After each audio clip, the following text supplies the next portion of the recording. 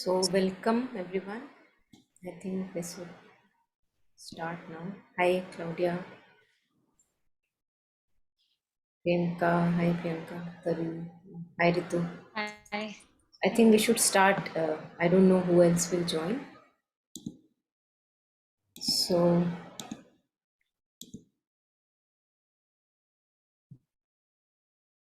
so we are taking up from page number 13, and we finish the first passage here. So we are going to begin with the second, which is a small one, and then maybe today also we take up this third one.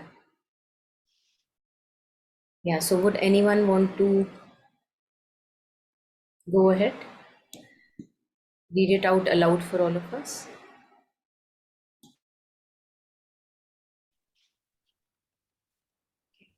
I'll read. The way of yoga followed here has a different purpose from others, for its aim is not only to rise out of the ordinary, ignorant world consciousness into the divine consciousness, but to bring the supramental power of that divine consciousness down into the ignorance of mind, life, and body, to transform them, to manifest the divine here, and create a divine life in matter. Yeah, thank you, Priyanka.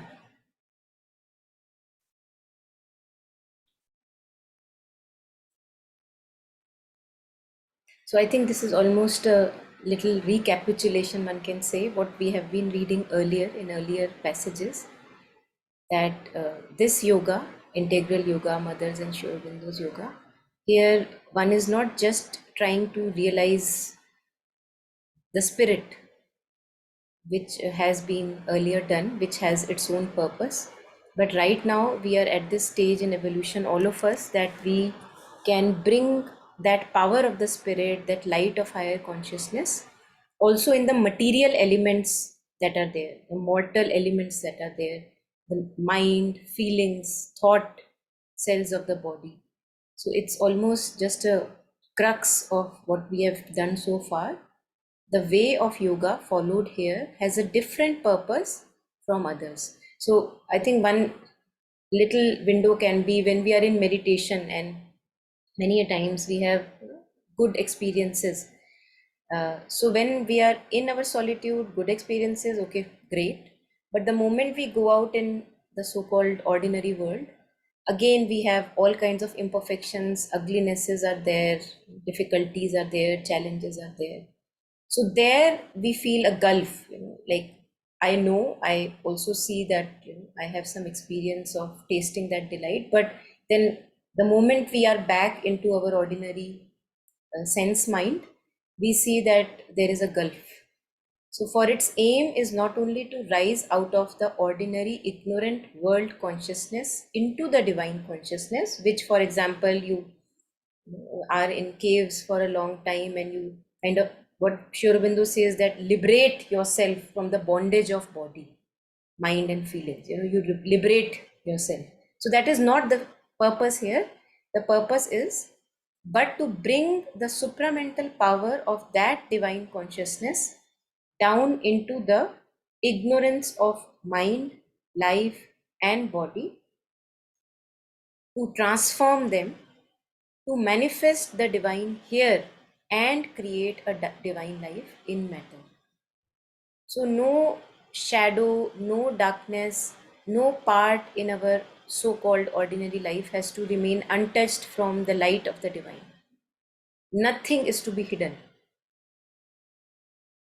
So, all the things that we may do but not tell the divine, we have maybe separate chambers for that. So that is again in those separate chambers, okay, invite the divine, invoke the divine. So everything is shining with that purity. And that's again, we have read that our personal effort in the beginning goes for a long time. Personal effort of aspiration, rejection, surrender is required. It's not a passive surrender. That, now I am open to the divine, and let the divine do whatever he wants to do. But it's an active process. We all, I think, we know that it's an active process. So first, the aspiration to have divinity in each part of being, purity in each part of being. When we say divinity, it's just another word for purity or perfection, that we are getting rid of now the darkness that is there. No manipulation, no hidden agendas are here. Very transparent life. No dual thing, that I'm saying something else and I'm meaning something else. Usually that's what we do. We say something else but we mean something else, and we don't even know ourselves that we are doing that. So being honest with ourselves, sincere, aspiring for purity, aspiring for a neat and sorted life, and hence to be able to reject all that is against that purity. So anything here, anyone on this passage? Yeah, I would like to say I was reading just before this, Dr. Pandit, and he was telling, yes, that before we meditate, we have this way of meditation. We have to have certain roots, yes, like we have to be truthful in our life. I mean, maybe each person have their own roots, yes. We have to be very sincere and like you have certain suggestions that can be very good, like you was telling that. I mean, we need this uh, moderation with sex, no, like sex energy is the we are going to use it for our yoga or our meditation. Also, the he was speaking about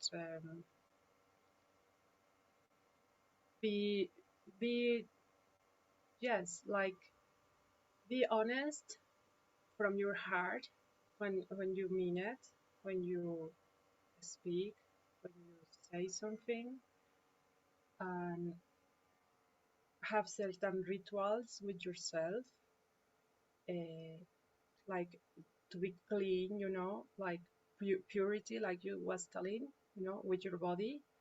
And but also he say it's not only external, it's also in your mind. I mean, if you think bad about a person and you keep that in your mind, is not going to help you. You cannot begin like this a meditation ever, no, or a work of yoga, a relationship with the divine. So I really like this because yeah, sometimes we think that we just can sit and meditate and everything is going to be out, yes, but yeah, it's like um, I like that we have to practice, yes, to every day to clean our hearts, to clean our external body, house, everything, but also inside, yes. Just want to say that. Thank you. Yeah, anyone else on this? Uh, Monica, I have a confusion. I don't understand the difference between the two. That when you rise up, then are you not doing the same thing when you're rising? When it says that you're rising up, then is it not rising up to the divine? Or when you are, bringing down the power, isn't that also not union with the divine? How can you rise up to the divine? Because I'm not able to understand this, so I'm asking, how can you rise up to the divine without using your transforming the mind? And if the mind is transformed, would the life not be transformed? Would not there be a transformation in the body then also? So I don't understand how there is a difference in descent and ascent.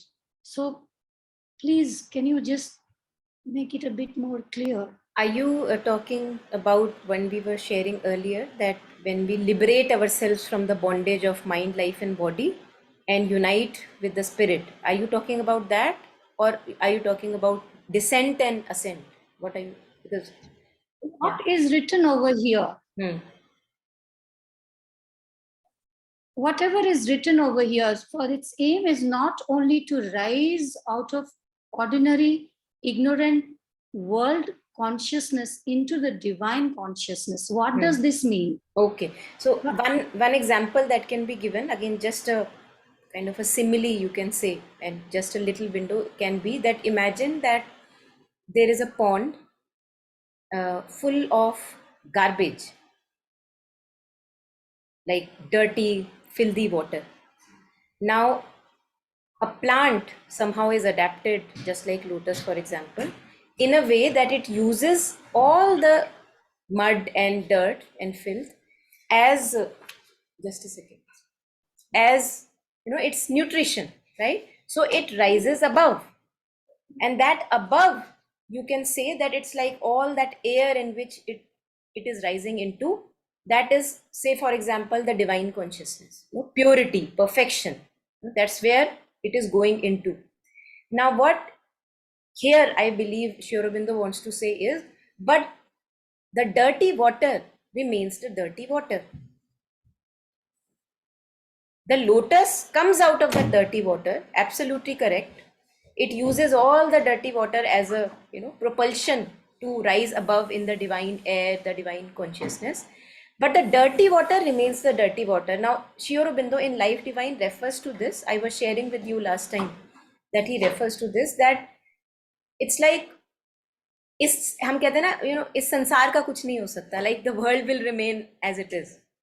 Many a times in our conversations we say people will remain like that, systems will remain corrupt, government will remain like this how it is, there will be always war amongst nations. We can't help it because we are like that, only a few will rise, right? But Sri Aurobindo says that no, that's where we are right now, but we don't have to continue to be like that. Why are we like that? Mostly because we don't leave the animal man. We have not yet become man fully, and then we have to become divine man. That's the possibility of man. So that will happen only when I recognize that no, I am actually not bonded by matter, I am the master of matter. So that's why psychic realization, or the uniting with the divine within first, is the first step according to Mother Sri Aurobindo. That's the first step, so that I can exert a bit control and mastery over mind, thought, and feelings. When I begin to do that, then we see that our interactions change, a transparency comes in the life, even at workplace relationships, things begin to change. And that we know that we need to put constant effort in order to maintain that purity, because the darkness is there to pull us down every moment. So I think there couple of things are coming together, and Sri Aurobindo has addressed that. Earlier people said that okay, let me have mukti, let me have nirvana, so I go to the forest or I do my sadhana. That's also unity with the divine consciousness, but that's leaving the matter as it is. You did not transform the body consciousness. The body consciousness remains with tamas, dullness, and inertia. So that's why Mother and Sri Aurobindo's yoga takes us to transformation even of the body, cells of the body, that they don't have to remain in lethargy the way it is right now. So that's what I understand right now here. So one more clarity. When you took the example of the lotus and the pond, the field, the lotus uses that field as the manure, and every morning it blooms, it rises above that. There are many lotus in the pond, and when you take the lotus as an example, each individual, I would say, is a lotus. So when are you talking about the pond, but lotus in itself has risen, which I understand that if an individual has risen up, then maybe the outside of him in this world, there might be filled. But here we are talking, but I'm trying to understand that it is about the individual working on the self that we're talking about. Yes, when we bring down, also when we rise up.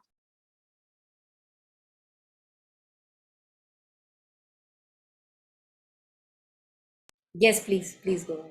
Yeah. So, because this is a confusion that I've been trying to understand. So within me, it's forget about the world for a moment. I am the world. Okay, just let's say another window to this can be, I am the world. yeah. My body, my mind, my feelings are the world. Now, within me, there is a realization that I am more than the body, mind, and feeling. At least mentally, this realization starts to dawn. I am this consciousness that inhabits the mind, thoughts, and feelings.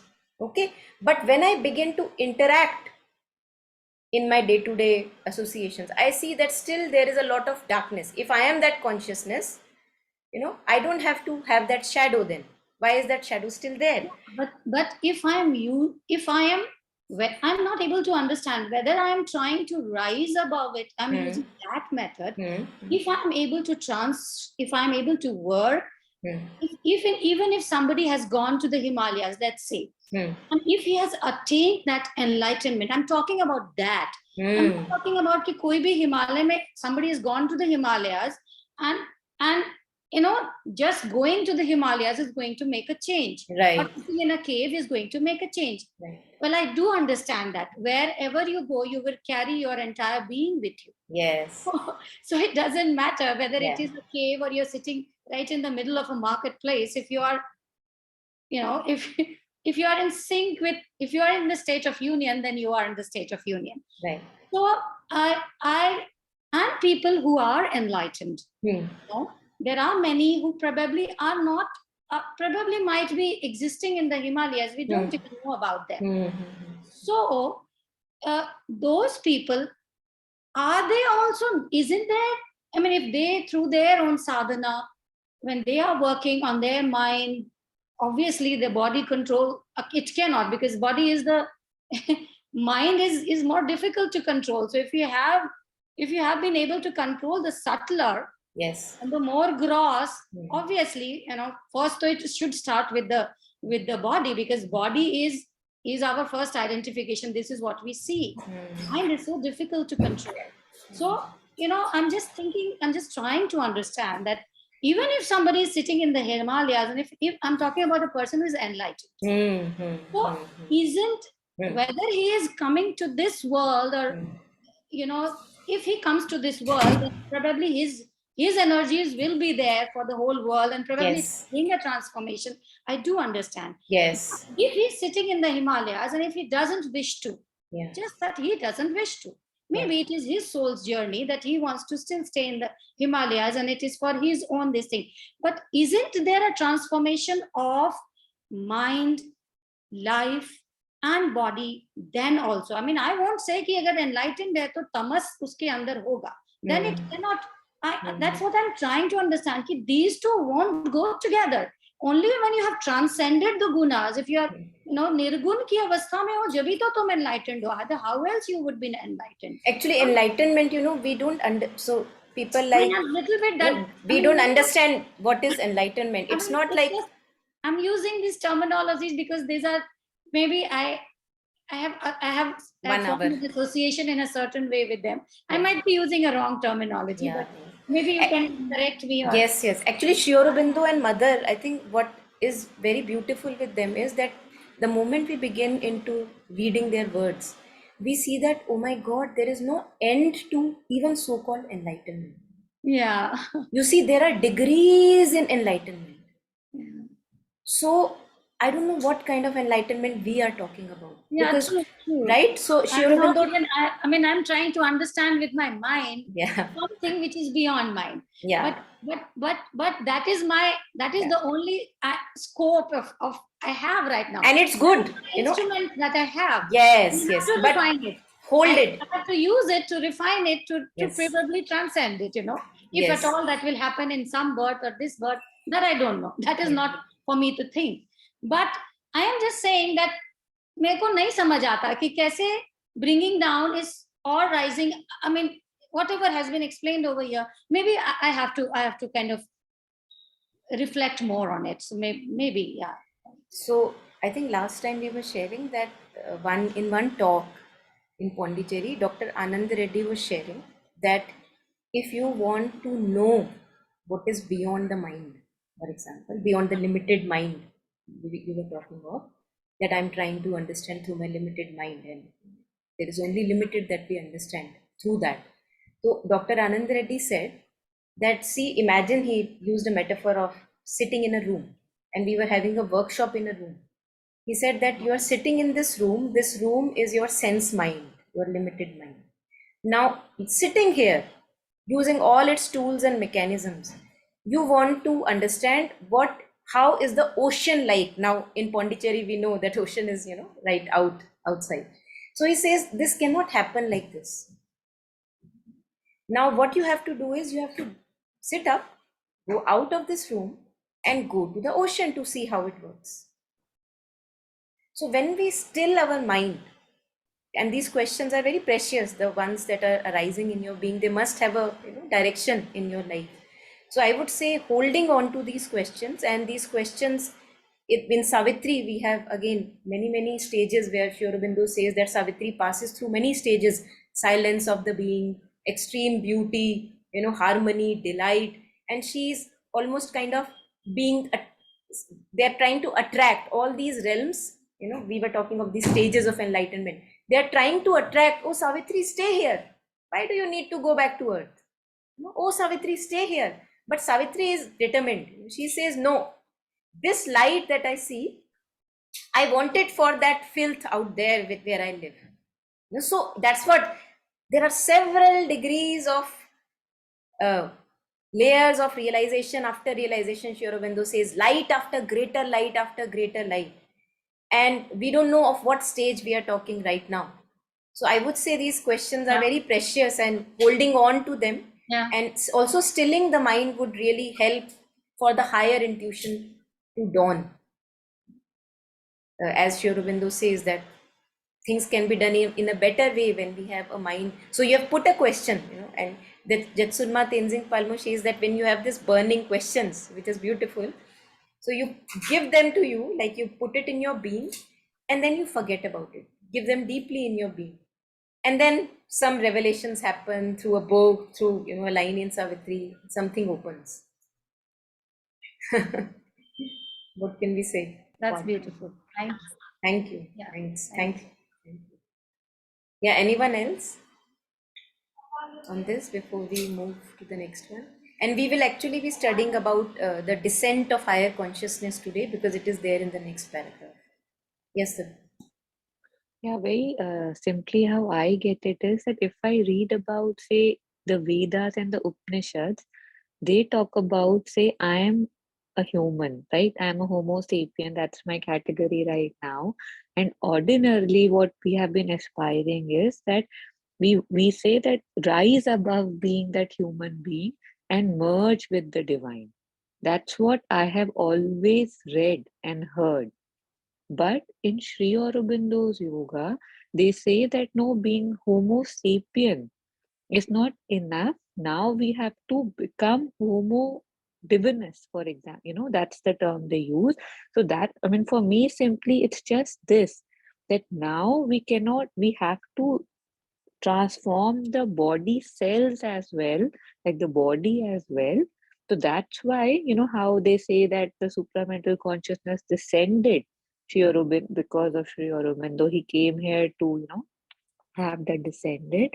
So these lines, I don't know, simply just mean that to me, that now just merging would not be enough, the spirit, because he talks about the physical transformation for the new human to come. Yeah, that's all.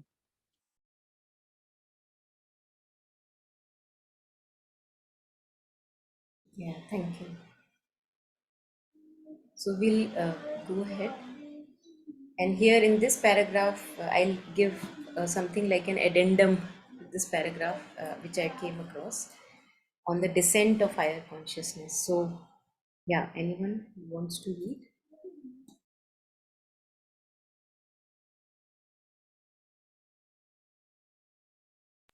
You can read. These are some of the effects of the descent of higher consciousness into the most physical. It brings light, consciousness, force, ananda into the cells and all the physical movements. The body becomes conscious and vigilant and performs the right movements, obeying the higher will, or else automatically by the force of the consciousness that has come into it. It becomes more possible to control the functions of the body and set right anything that is wrong, to deal with illness and pain. A greater control comes over the actions of the body and even over happening to it from outside. The body becomes a more effective instrument for work. It becomes possible to minimize fatigue. Peace, happiness, strength, lightness come in the whole physical system. Thank you. So regarding, I remember reading one of the messages from Mother to somebody who had asked a question, and Mother said that don't try to pull. You are trying to pull, and Mother says just remain open. So regarding this descent of the higher consciousness, that if we, after reading these words, we have at least a theoretical knowing that there is something higher, which can descend, which can come to help, some higher light, some higher wisdom. At times it may be that we try to pull, and Mother says that don't try to pull, just remain porous, receptive, knowing that yes, there is higher all around grace, you're submerged in grace, just remaining open and receptive. So, and this is something which can be in windows, little glimpses, we can actually feel it. If we are on the path, we are doing the sadhana actively, we see that when there is a purity in the being, the physical is very alert and agile. It's not, tamasic. There may be degrees of tamas or inertia or dullness, but one is still has a greater degree of alertness, vigilance. One doesn't get fatigued that easily, and that is a result of having this purity in the being. So I think this is must be a in response to some sadhak's query. I believe that sadhak has shared this is what is happening, and Sri Aurobindo is sharing. These are some of the effects of the descent of higher consciousness. When one is porous, receptive, one wants nothing else but the mother, but the divine, unity with the divine, into the most physical.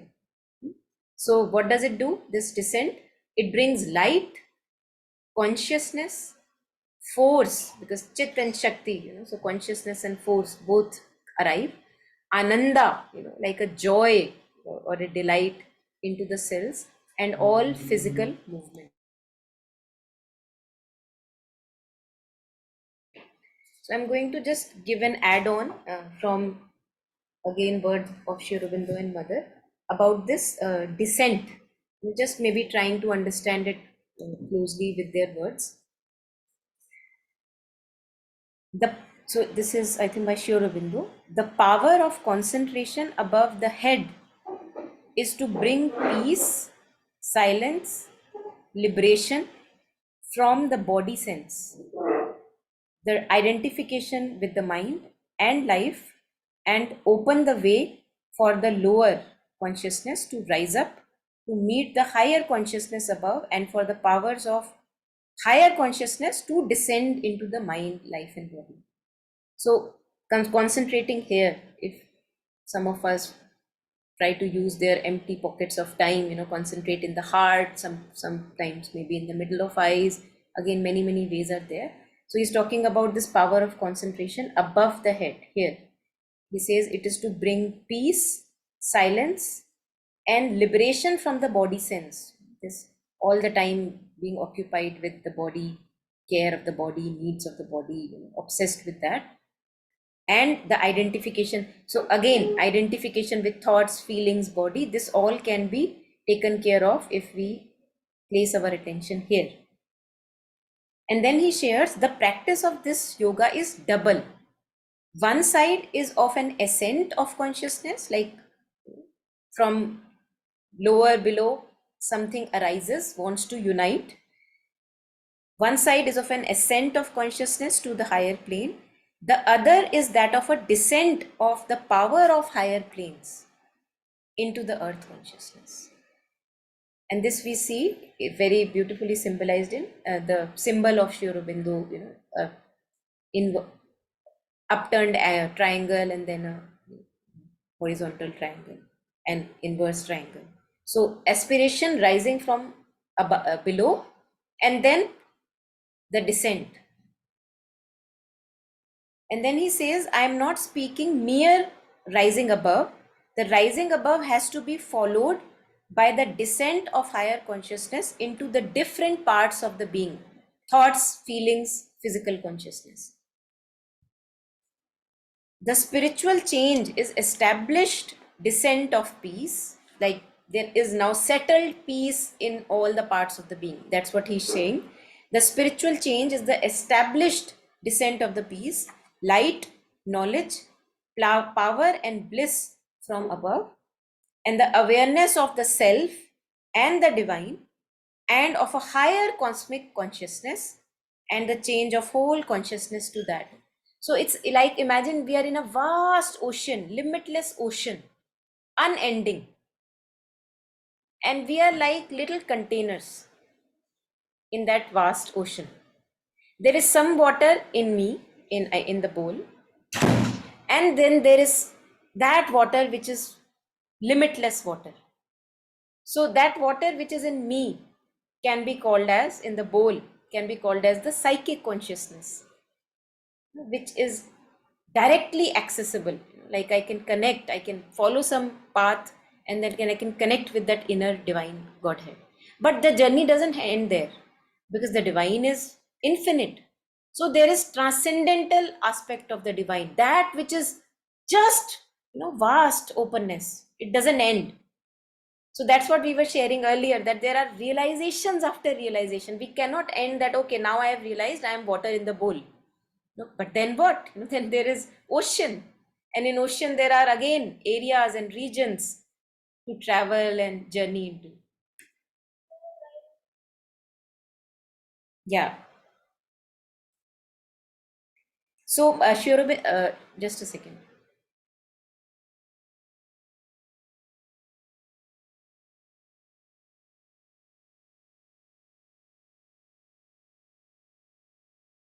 We don't hear you.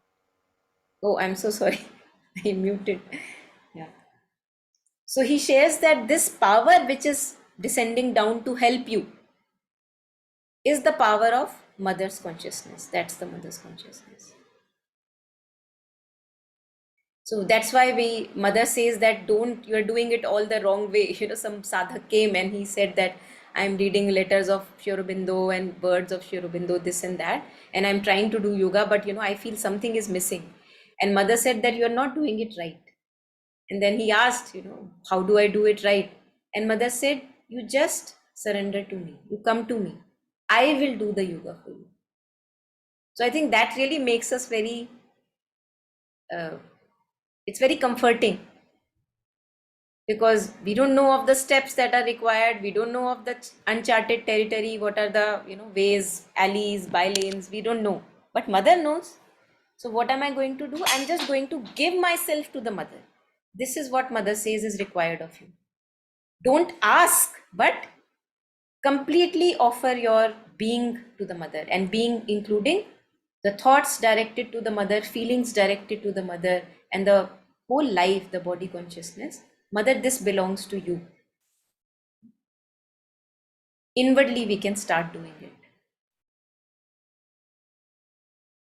And then mother says, I'm going to take care of whatever are the parts ahead. Yeah, Ritu, you want to share something? Yeah, just a quick question. The example which you shared of wherein we are in a bowl, and then let's say when we leave the body, our consciousness would go and mix up in the entire ocean. So we become one with the cosmic consciousness, the ocean. So in this, let's say right now I'm Ritu, the bowl, and now my consciousness goes and merges with the ocean. So does that consciousness still has an identity of me as Ritu?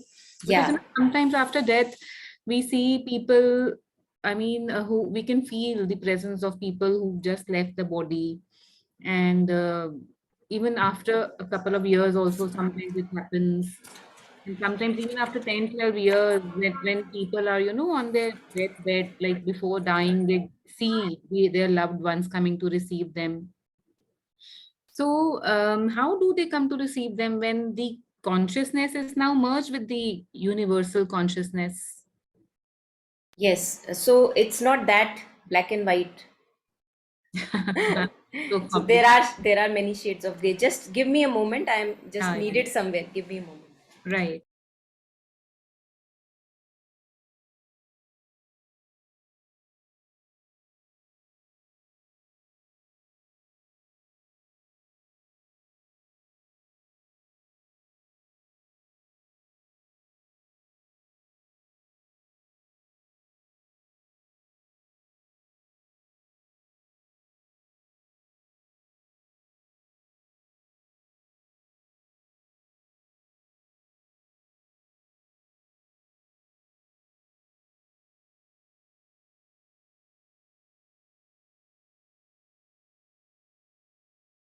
Yes, so this is a very interesting field to venture into, actually, what you asked. And we have really, with lots of blessing, we have Shri Aurobindo's and Mother's words on this.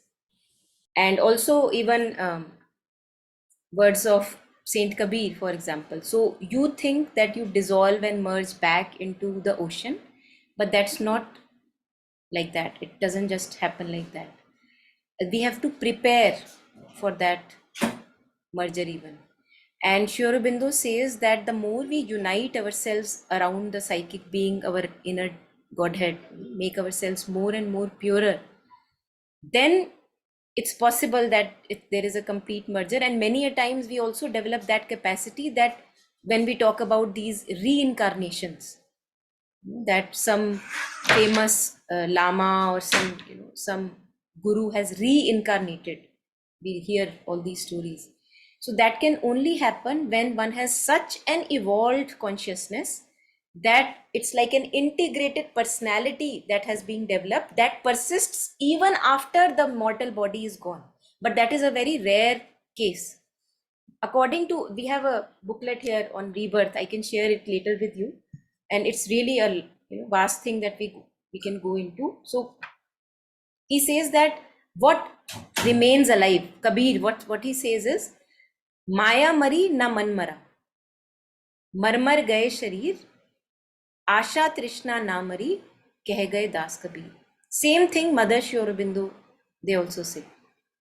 They say that these desires that you have, the stickiness in relationships that we have, stickiness of opinions that we have, all that has to be let go of. Why? Because you think that you merge with the divine consciousness when you leave the body. It's not like that. When you leave the body, the more attached you are to this present personality, it's like pieces of them, they remain. So if I have like a strong desire of, maybe say, cigarette, the easiest example, let's take, cigarette. I can't leave the cigarette. So you will see that even after the body is gone, that vital being, because the vital being is the being that is just sticky, it sticks, all the desires are coming from vital being. So that stays. So imagine, how it's like we are a mixture of many, many parts. So the moment the body disintegrates, those parts still are hanging in the air. So although I say that I am dead, but I am not yet dead.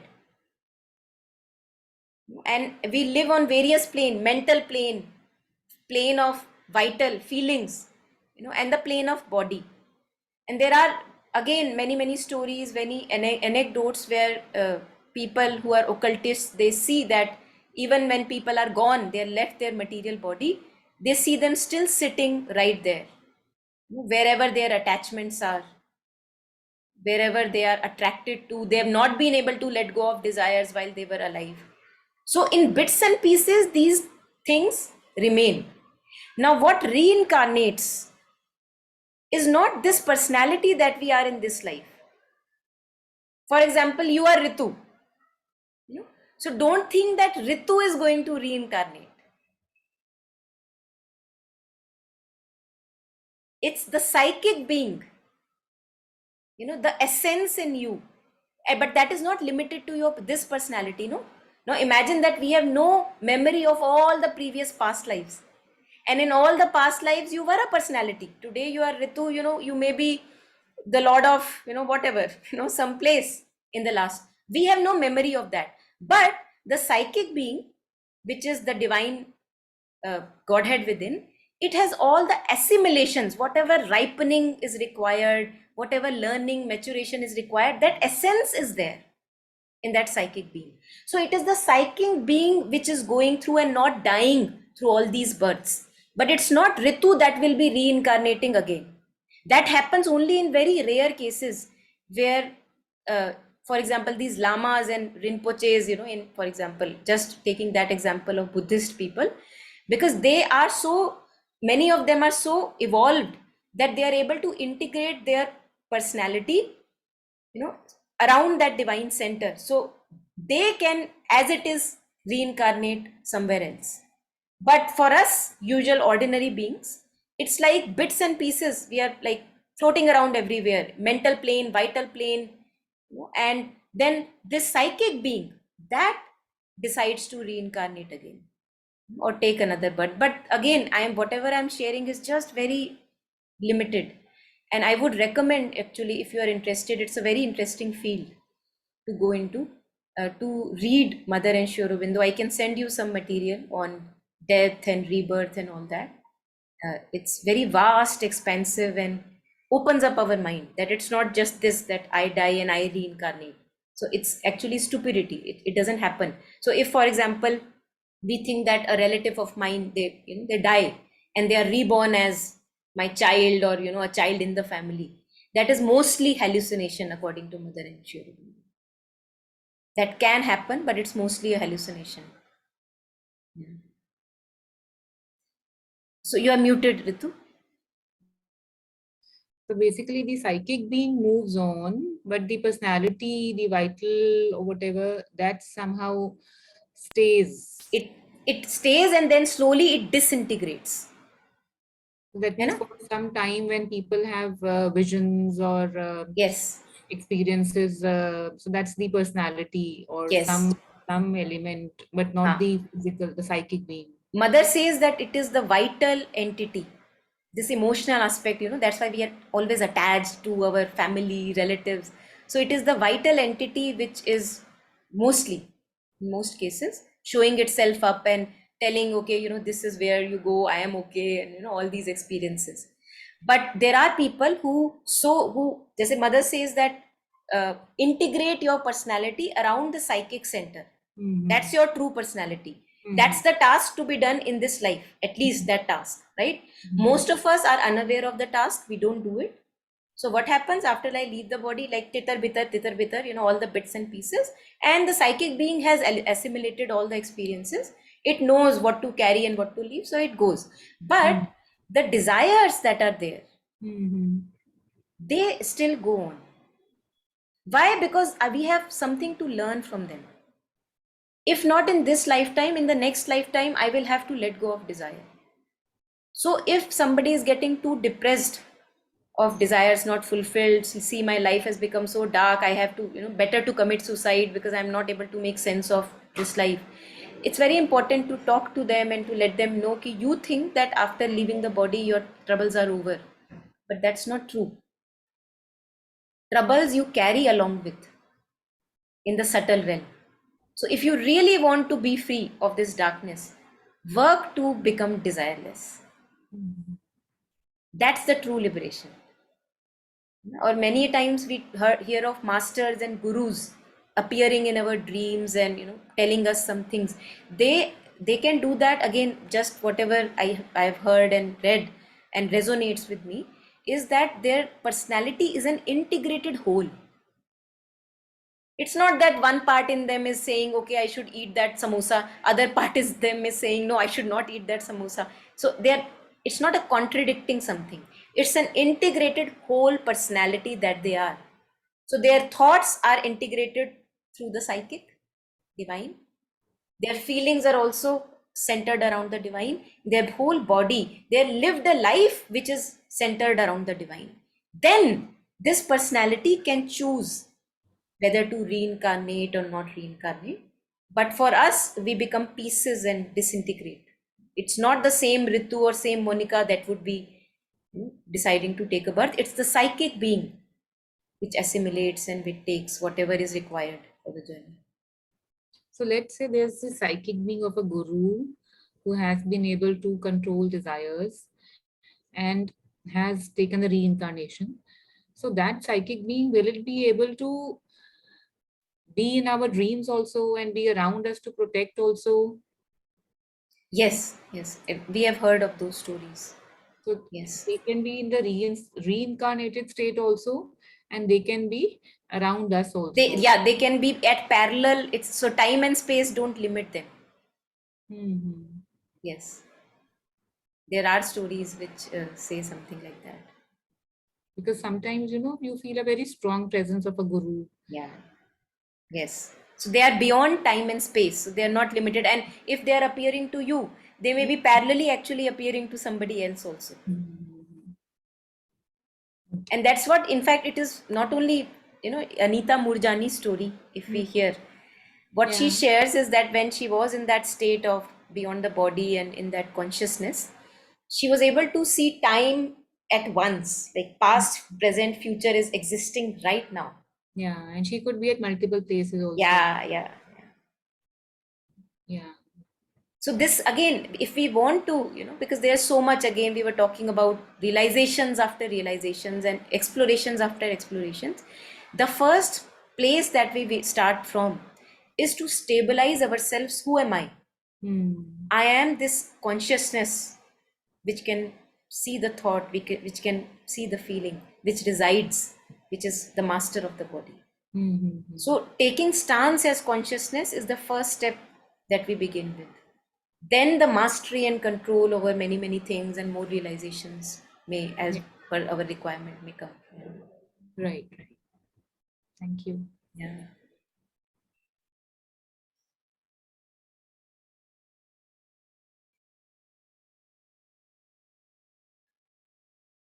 So I'll share this booklet with you. I think I had maybe made a PDF of it, scanned it, and made a PDF. I think once in Friday Study Circle also we took this PDF uh, just as a study. So I'll find it out and I'll share it with you if you're interested. Yeah, anything else? Anyone wants to share at either this thing or we read earlier?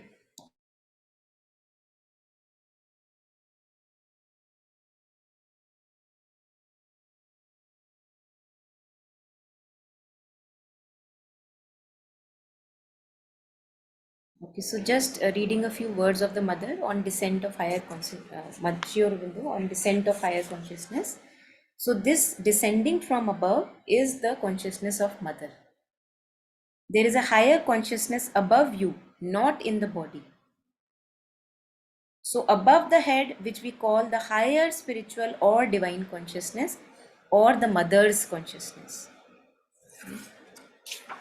When the being opens, then then all in you, the mind, emotional being, vital, even something in the physical consciousness, begin to ascend in order to join themselves to the greater higher consciousness. So when we are ready, and everybody gets ready at a different time in our life, when we are ready, he says, when the being opens in, then all in you, the mind, the head, the emotional being, the heart, the vital, even something in the physical consciousness, begin to ascend in order to join themselves to this greater, higher consciousness.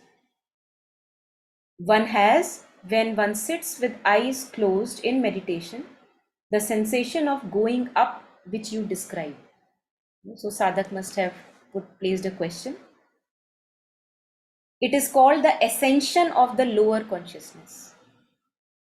So usually, I think it's very good for us to practically understand. Usually, I don't want to ascend. I'm very happy with the life way it is.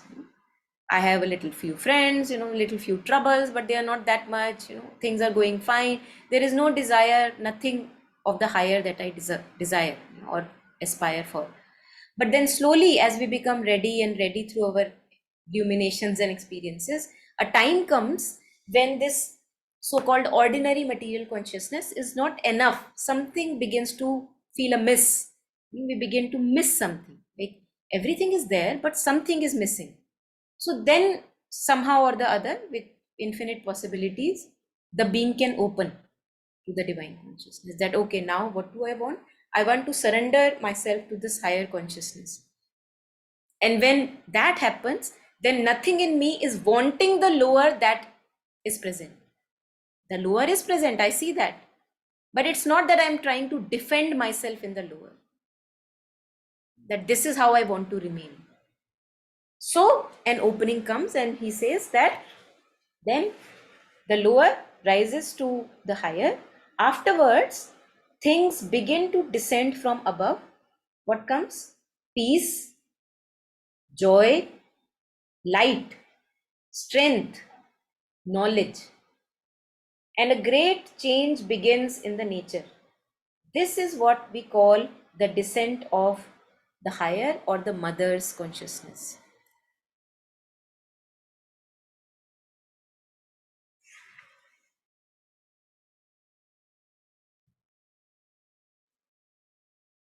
And again, later on, he shares that there is no fixed rule that first this should happen, that should happen. He's telling us here. So he's opening our mind.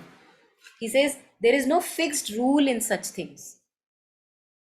With many, the descent comes first and the ascension afterwards. So we got maybe a glimpse of some descent, and then something in me rises to meet that light. An aspiration arises. With others, it is the other way. With some, the two processes go on together. So either it can happen in parallel, ascension and descension, or it can happen that descent first, then an aspiration arises, or the aspiration is there first and then the descent comes. So anything, any which way it can happen.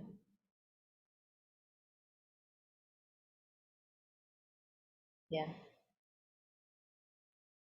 And when the higher consciousness descends, or it is intensely felt, there is usually an opening of the limited person being into the cosmic consciousness. So this usual separation that we live in, me, the other person, my life, the other person's life, I versus the rest of the world. So this separative consciousness in which we live most of the times, this just goes away. So one opens up in the cosmic consciousness and feels that oneness with everyone. One feels a wide and infinite being which alone exists. This can be a very meditative practice. So to imagine ourselves being particles of that wide being that only is. One feels a wide and infinite being which alone exists. The identification with the body and even with the sense of body disappears. The limited personal consciousness is lost in cosmic existence. So one has a realization of one can say, cosmic self, but again, not going that far, bringing ourselves back and looking at the baby steps that we can take. First of all, starting to have this aspiration that yes, I now want a greater light and purity in my life. And then I can reject all that is evil, ill will, ugliness, all that can be rejected when I become conscious of it. Yeah, so we can take up reflections and questions. Anyone? This is very beautiful, Monica, what you just now read, all that, I, I'm totally in sync, and I do understand that, yes, ascent and descent, and whichever way it happens, that is what you just read, that I understand that. But somehow the other thing seems as if, for me right now, at wherever level of wherever I am, it seemed contradictory. I need to kind of, okay, what you have read is what I am thinking, what exactly is, when you meditate and when you open up, there is an ascent, there is a descent, and yes, that is the journey. And as you talked more, and you said that you will be ascending up, and there will be this merging with the cosmic and oneness, that is a big thing to achieve, and then probably even further that it maybe to the supracosmic, whatever. Well, we'll not talk about all that. So ये अच्छा लगा मुझे, ये समझ आया, और ये मुझे, I'm in sync with that. But somehow right now it felt as if my understanding was getting all confused up. So it's fine now, and I would love it if you could also share it in the WhatsApp group, from where you were reading, what book, or if you could also probably share the picture or whatever of that. That would be very nice. I would love to read it again. Yeah, I can share that. Yes. Thank you, Monica. Yeah. And again, I think it's beautiful to have these questions arising. And they say that it's the best way of dissolving such questions which go really deep is to still the mind, to put the question and await the revelation. So, And yeah. and when you have an intense question burning within you, often the answer is revealed itself Yeah. from within you. You have to just be in sync with your own question. Yeah. And it happens many a times. And it's so surprising that it comes as a thought. And it's, that it is that power, that whatever you call it, Mars, whatever, probably that comes as a whatever, in whichever form. We all have gone through these. So yeah, so Yeah. we agree. Thank you. Yes. Yes, Claudia, please.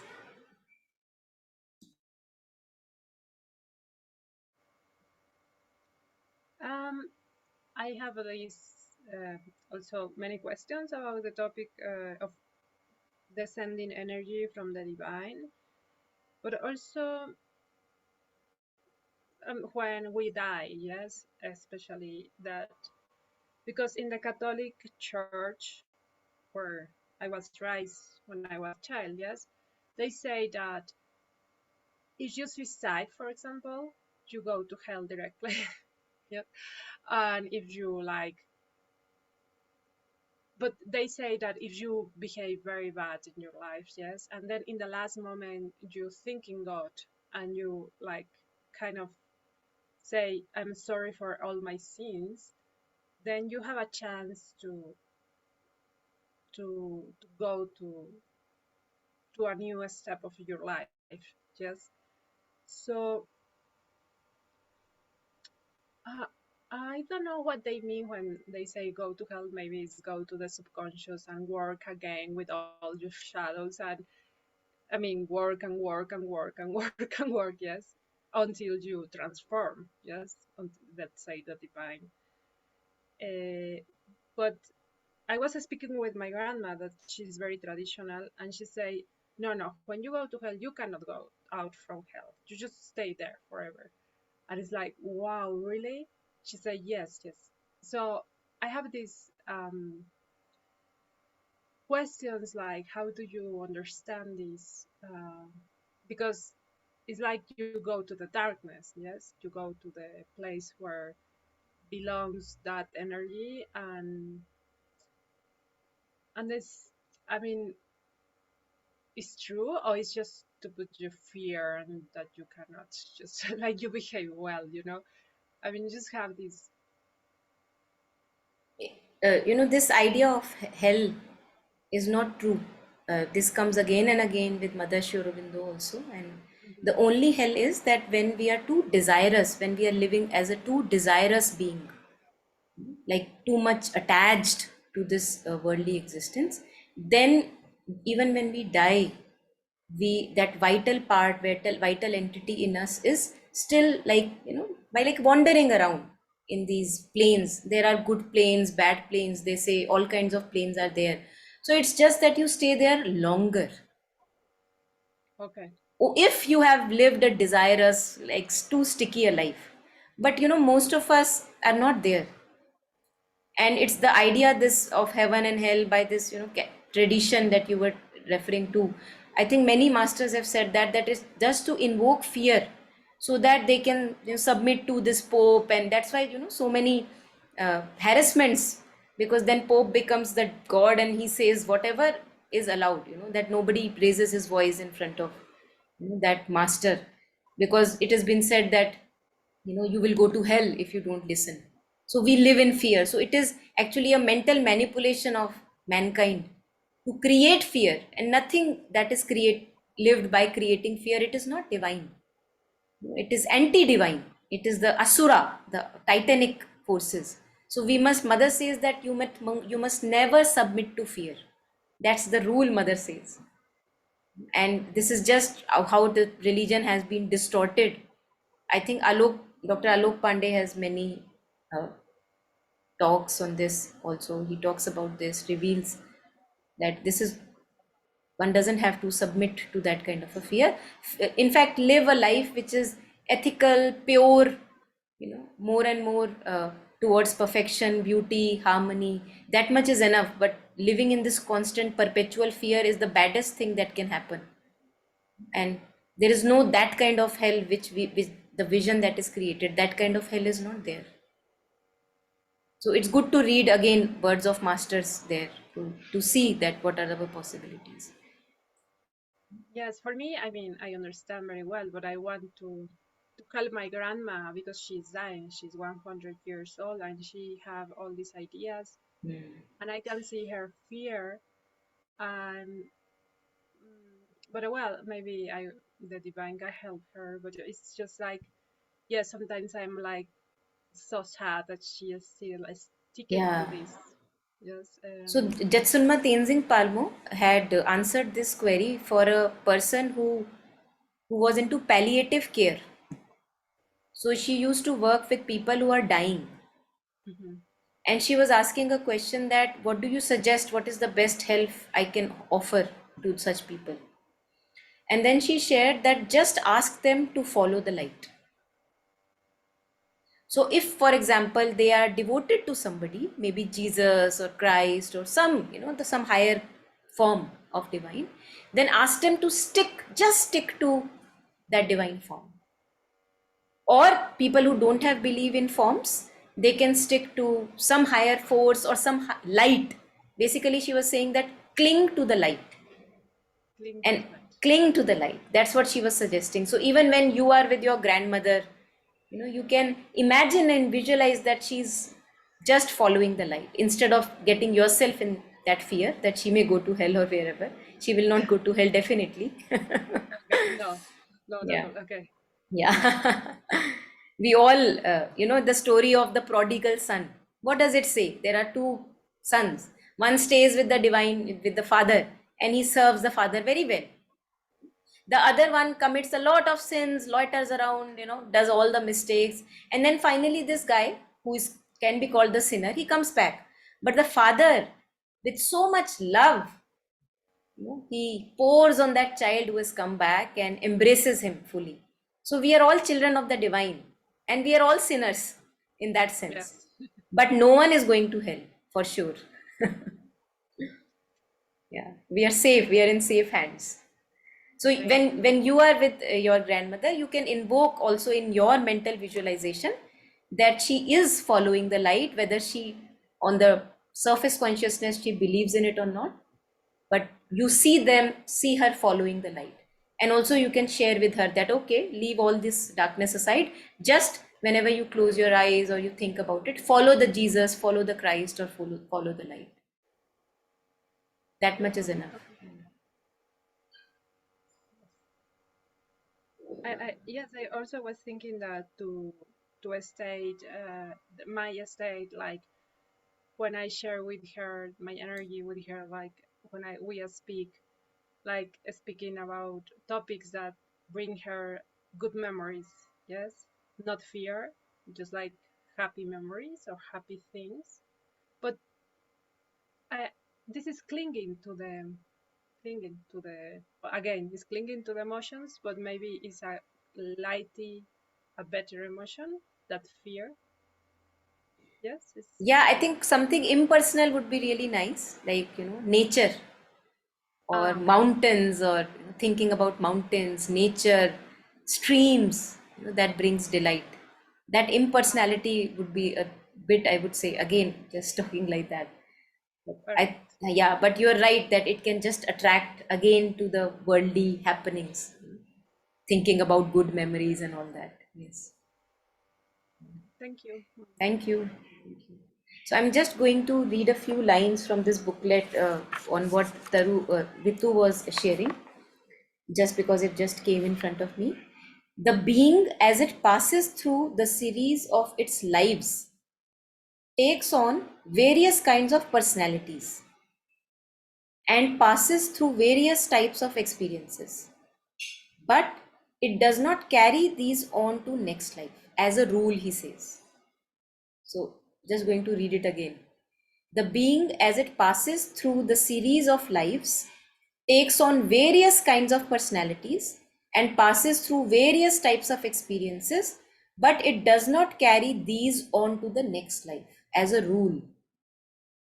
It takes on a new mind, vital, and body. The mental capacities, occupations, interests, idiosyncrasies of the past mind and vital are not taken over by the new mind and vital, except to the extent that it is useful for the new life. For example, he shares that imagine that in the past life you were a genius, like piano genius, something. So that expertise or that aspect of perfection is can be carried, he says. It can be carried in the next life, except to the extent that is useful for the new life. One may have the power of poetic expression in one life, but in the next not have any such power or interest in poetry. So that is completely plausible.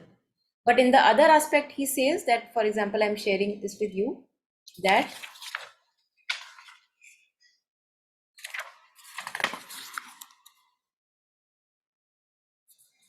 yeah, so it's basically that spirit that carries on, and that spirit may be poet in the last life, and then this life may be something else. So completely no relation also is possible. On the other hand, tendencies suppressed or missed or imperfectly developed in one life may come out in the next. So these we were talking of, that taking care of our imperfections, desires, why not in this life also? Already starting here. So he says, on the other hand, tendencies suppressed, missed, or imperfectly developed in one life may come out in the next. So this is what we call the patterns that rule us. Many patterns are carried from previous lifetimes. They are mostly imperfect patterns. They are not serving us, but they have to be transcended. So they are there. The essence of past experiences is kept by the psychic being, but the forms of experiences of new personalities are not kept, except such as needed for the new stage in the soul's progress. So if something or the of the past life is needed in this present birth, then only it will be kept. And who will decide that? Of course, the soul, when it decides to take birth. So the being in its long course of experience may permit for a time the search after sensual pleasure and afterwards discard it and turn it to higher things. So in my previous life, I may be just fully engrossed in sense pleasures, but then as I evolve in the other lifetime, I don't want that experience now. I have it, that assimilation has happened. Now I turn to some higher things. So it's like a wide frame of experiences one is going through.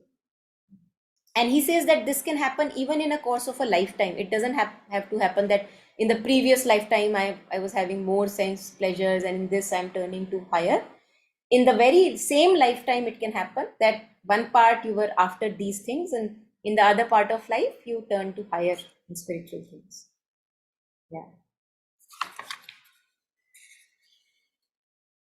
So just completing this passage and then we can end. You say relationships of one birth persist in successive births. The chances depending on the strength of the attachment. This is what we were talking of earlier also. This is possible but not a law. So if there is too much of an attachment that persists in one relationship, he says it is possible to have that person around, that kind of, that psychic being around again in one or the other form. This is possible but not a law. As a rule, the same relationship would not be constantly repeated. So if somebody was my husband and I am the wife, it's not necessary that the continued attachment makes us again husband and wife, not in the same form. The same people often meet again and again on earth in different lives, but relations are different. The purpose of rebirth would not be served if the same personality with the same relations and experience are incessantly repeated. Because the idea is to have an expansive journey, all kinds of tastes and possibilities one has to. So it's very interesting, this booklet. One can go on and on. Okay, so anything before we end, anyone? Yeah, just a quick thing.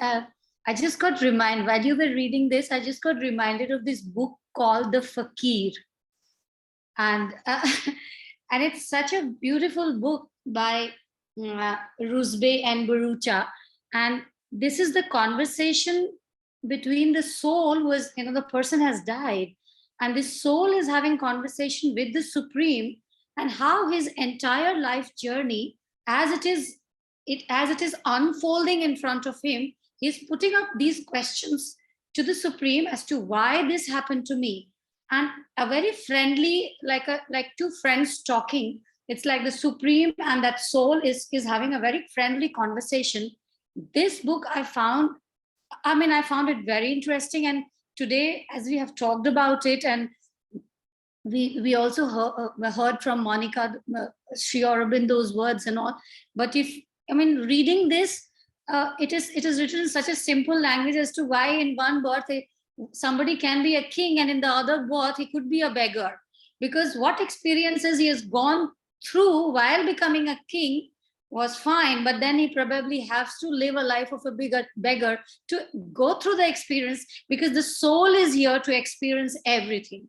So whatever lessons is left to be learned, or whatever has to be learned, so the soul chooses what kind of birth it wants. It's a contract between the Supreme and the soul, that give me this family or this whatever mother or father. They say that you choose, and then you're born in a certain family because you want, the soul has chosen. So whatever today, whatever people we are surrounded with, relations, mother, father, brother, sister, and whatever, and sometimes we might not have very pleasant relations with them, but just one thing, reading this book, again and again, it gives me reminding of it, that I chose it, and maybe this was my challenge, this is my test, and I have to rise above this, accept it, because how else, because it becomes just easy.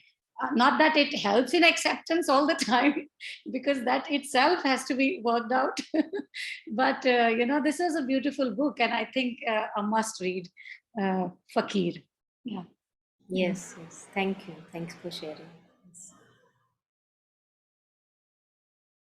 Thank you, everyone. Thank you for a Yes, very, so, Claudia, yes. one thing I wanted to say that you were talking about being with your grandmother when probably she's maybe feeling a little low or something and you have to brighten her up.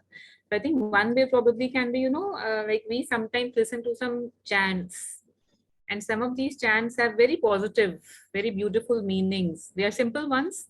Like Taru in one of the sessions, in the morning sessions, she takes a chanting. So one chant which she particularly takes, which I think is beautiful, is Om Soham. So you just have to keep on repeating that. And Soham basically means that I am the divine and the divine is me. So when you repeat it, you feel so much light and beautiful. So this can be one of the things probably. Thank you. Thanks, Ritu. Thank you, Thank you everyone. Thank everyone. you. Thank you. Bye-bye. Happy Thank you. practice. Bye-bye. Thank you.